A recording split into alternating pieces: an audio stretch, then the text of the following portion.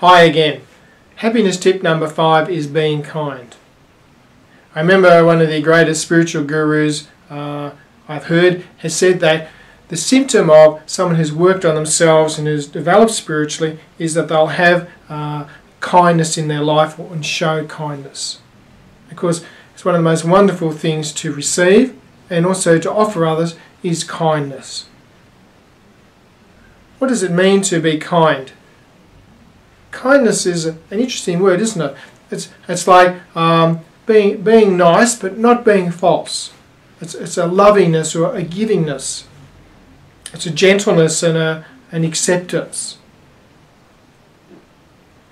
When all those things are tied up and we're recognising kindness in ourselves, then we can't but be happy.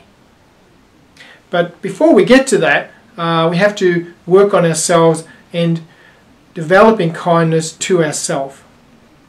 And this is the great work of Louise Hay, and her meditations and her books focus on self-love.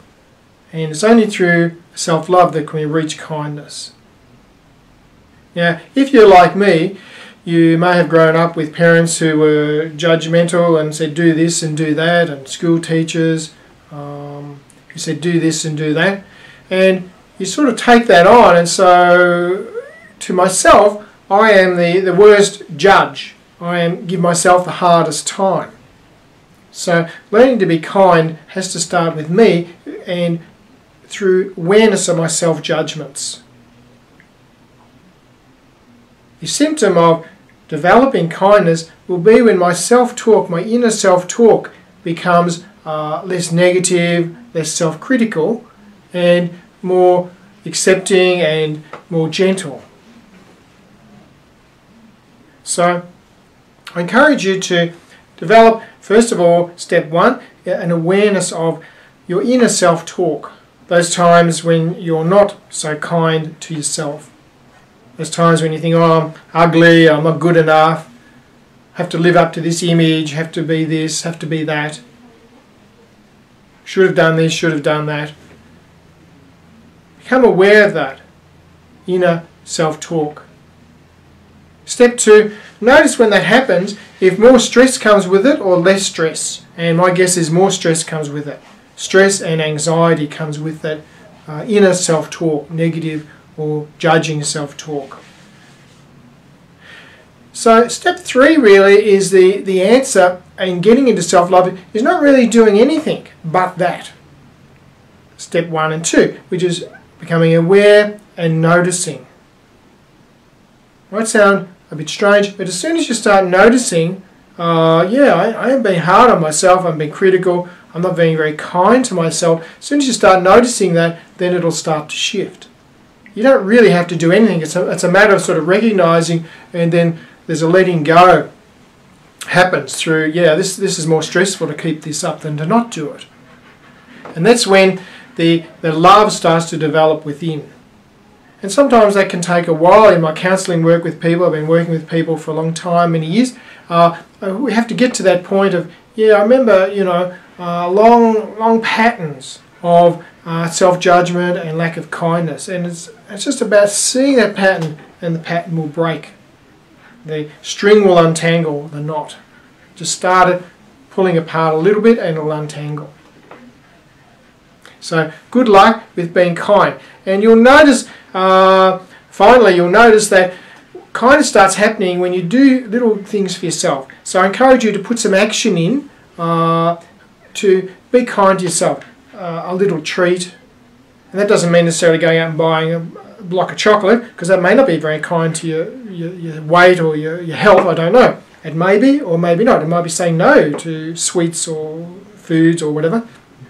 Whatever, in the moment of kindness will come up. I'll just be kind to myself. I'll just do something nice for myself.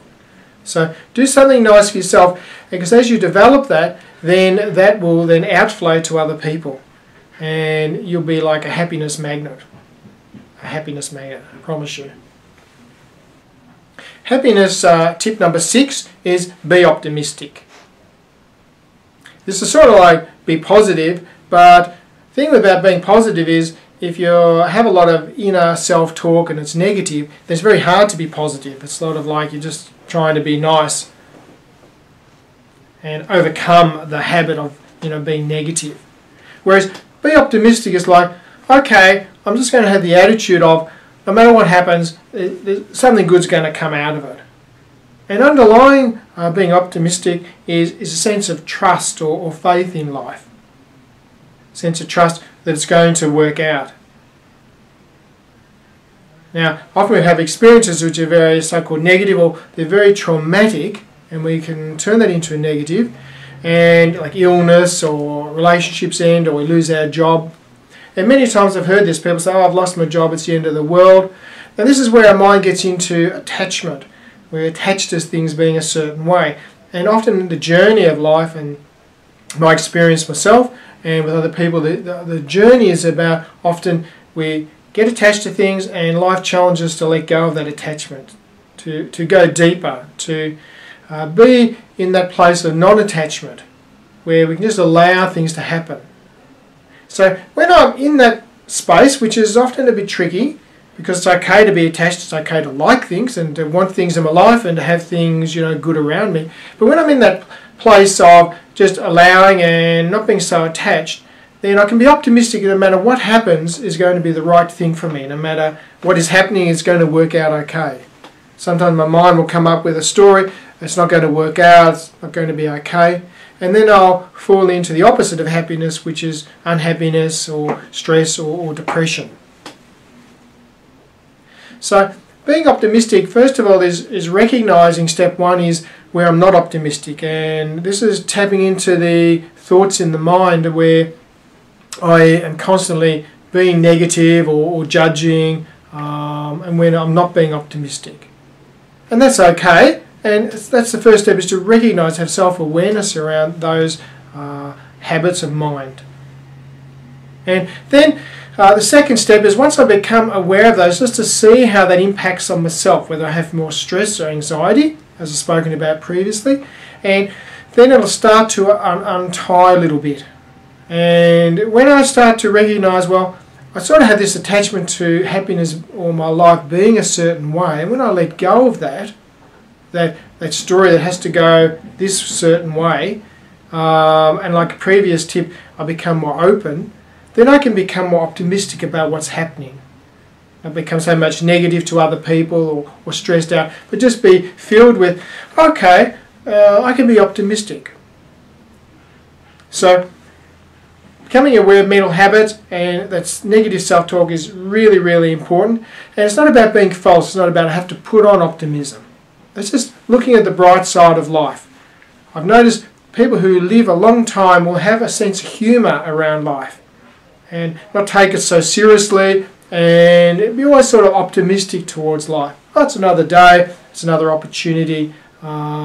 And this is sort of the attitude to foster as much as we can, or to work on the opposite attitude where that persists, and to unravel that a little bit and to enter into optimism as much as we can when we can. And be playful, be around children, be around people who are being optimistic, and have fun. That's a great way to be optimistic no matter what happens. Have a little bit of fun with ourselves and others. Okay.